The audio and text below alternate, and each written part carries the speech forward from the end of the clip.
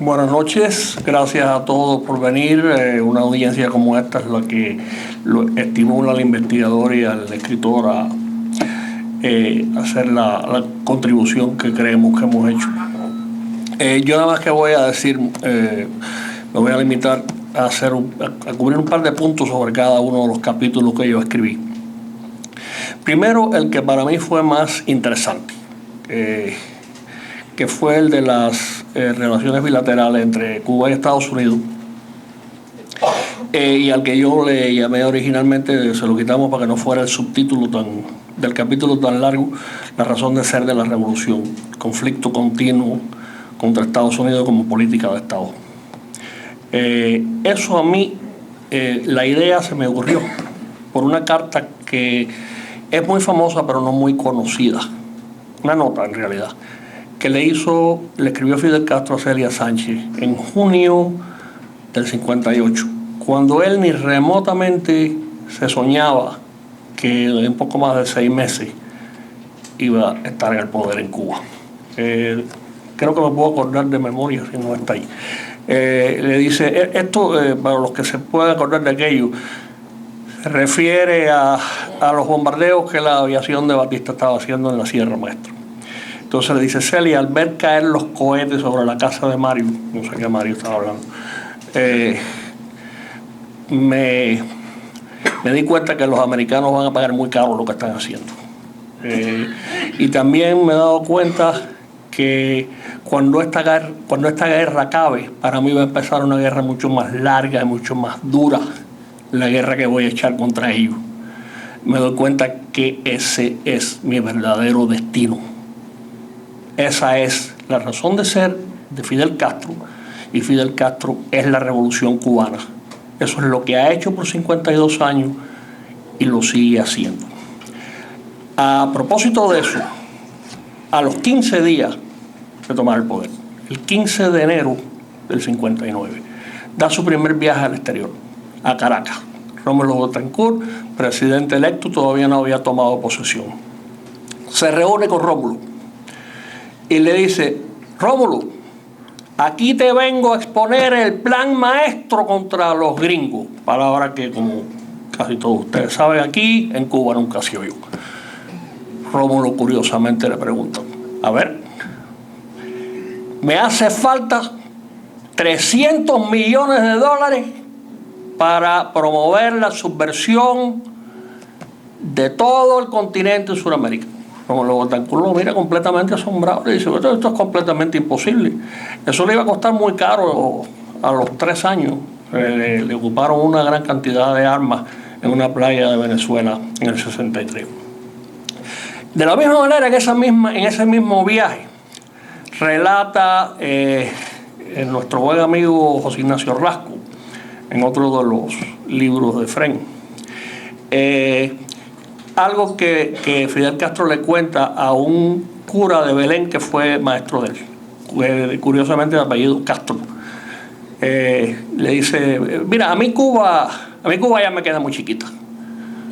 Mi ambición es sentarme en la mesa con el americano, con el ruso, con el chino, y yo como representante de Hispanoamérica para gobernar el mundo. Ahí tienen la megalomanía, el sueño de ser, de protagonismo universal y la razón de ser. Todo basado en el odio irracional contra Estados Unidos, el cual por supuesto no sabemos por qué. Hay muchas teorías, pero no me voy a meter en eso.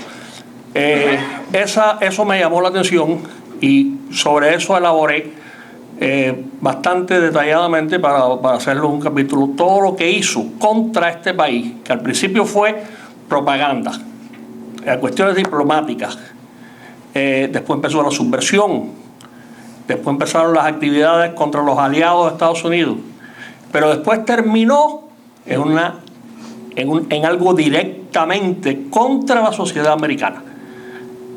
Y aquí tengo que hacer una breve mención de un libro que se escribió en el 83, una novela que se llama Monimbó. Eso se refiere a un plan maestro para socavar a la juventud americana mediante el narcotráfico. En una reunión en ese pueblo de Nicaragua, estaba Tomás Borges, el ministro del Interior de Nicaragua, el comandante Piñeiro Barbarroja de Cuba, varios líderes centroamericanos y del Caribe, y el invitado de honor, Fidel Castro. Ahí se confeccionó el plan de empezar sobre todo a mandar cocaína para acá, en escalas industriales. Ahora bien, fue una novela Bonimbó, de acuerdo con nuestro colega Juan Benemelis y de acuerdo con uno de los autores del libro, que así lo testificó ante un comité del Senado. No fue una novela, sucedió de verdad. Y eso trajo como consecuencia entonces después todo lo que hizo en el plano de la subversión del narcotráfico. Usó a Robert Vesco para que le lavara el dinero y le invirtiera las utilidades aquí en Estados Unidos. En fin, esas son las cosas más interesantes que quería resaltar de ese capítulo. La crisis de octubre, como la conocemos todos nosotros, no como la crisis de los cohetes, sino como la crisis de octubre. Ese es mi interés principal, lo ha sido por 45 años que la llevo estudiando, desde que estaba en la universidad. Y como dijo Carlos Alberto, parece que se sabe todo de eso, pero no se sabe todo. Y como también dijo Marco Antonio, los autores Naftali y Fursenko, en el segundo libro sobre todo, Khrushchev's Cold War, esos dos autores fueron los únicos que tuvieron acceso brevemente por unas semanas a los archivos no del Partido Comunista, sino de la KGB en Moscú en el año 2005.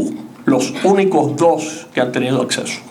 Ahí pudieron ver las minutas de las reuniones que se produjeron en Moscú, donde se decidió introducir los cohetes y donde se decidió sacar los cohetes. Aquí en Estados Unidos, en Washington se grabaron las reuniones. Allá no se grabaron, pero las tomaron taquigráficamente y tomaron minutas. También, además de examinar las minutas, estos dos autores entrevistaron a los dos taquígrafos que estaban allí. Eso no se conoce. Que yo sepa, eso no está en ningún libro en español. Y nada más que está en ese libro de esos dos autores en inglés. Esa fue una de mis pequeñas contribuciones, porque ahí se ve por qué pasó lo que pasó. Esto que voy a decir ahora es una teoría mía. El autor del mejor libro sobre la crisis de octubre, Michael Dobbs, que estuvo aquí hace 3 años, yo hablé con él, se lo consulté, él no estaba de acuerdo conmigo, pero yo creo que yo tengo la razón en lo que digo. En mi opinión, la crisis de octubre fue el plan maestro de Khrushchev para, de una jugada de los dados cósmicos, como el gran apostador que él siempre fue, ganar la Guerra Fría de una vez por todas, porque él estaba convencido que él podía dominar a Kennedy, que él le había cogido la baja. En las palabras de Kennedy mismo lo admitió, después de la invasión de Playa Girón y después de la reunión de Viena, un par de meses después. Entonces, ya finalmente, para terminar, otra cosa que también Marco Antonio mencionó es cómo terminó la crisis de octubre. Casi todos pensamos que la crisis de octubre terminó el 28 de octubre con el intercambio de cartas, que es lo que se convirtió, por cierto, en la base del famoso pacto, que no lo hubo, el acuerdo que terminó la crisis, en el cual Khrushchev acordó sacar a los cohetes, Kennedy acordó levantar la cuarentena, que así le llamaron al bloqueo, porque bloqueo es una palabra que implica guerra, y por supuesto la promesa de no invadir a Cuba ni permitir que Cuba fuera tocada con un pétalo de rosa de ningún lugar de Estados Unidos o del resto del Caribe. Pero no, terminó en realidad a fines de noviembre, porque habían dos temas más que se quedaron en el olvido. Uno eran los bombarderos rusos que quedaban en Cuba, que eran 8. Esos se eliminaron. Los rusos no pusieron mucha reacción, pero el otro punto era la inspección en Cuba para asegurarse que habían sacado los cohetes. Fidel Castro no le dio la gana y no permitió de ninguna manera que nadie fuera a Cuba a inspeccionar. O sea que, en resumidas cuentas, en primer lugar, esa negación de no permitir la inspección invalida y siempre invalidó lo poco que se acordó. Pero curiosamente, en el año 70, cuando los rusos estaban tratando de establecer una base de submarinos atómicos en Cienfuegos, Kissinger, cuando era no secretario de Estado, sino asesor de seguridad nacional de Nixon, mandó a pedir la documentación del final de la crisis. Se la trajeron y vio que ahí no había nada. Era básicamente la carta, el intercambio de cartas. Entonces Kissinger, por su cuenta, a espaldas del secretario de Estado William Rogers, se empezó a reunir con el embajador ruso Dobrynin y a través de varios días completaron un acuerdo formal por escrito. Y en realidad eso fue en el 70, ese fue de verdad el final de la crisis de octubre. Eso está por escrito, no es el intercambio de cartas, es un acuerdo formal. Lo único que agrega lo que ya se había acordado es que Rusia no puede introducir submarinos atómicos en Cuba, pero Rusia logra, y Cuba también, lo que querían, que Estados Unidos se compromete formalmente a no invadir a Cuba. Pero curiosamente, eso no se ha publicado todavía a estas santas horas después de 40 años. O sea que todavía hay por qué seguir dudando, seguir pensando que hay algo secreto adicional. Yo no lo creo personalmente, pero no lo sabemos. Así que esa fue mi contribución.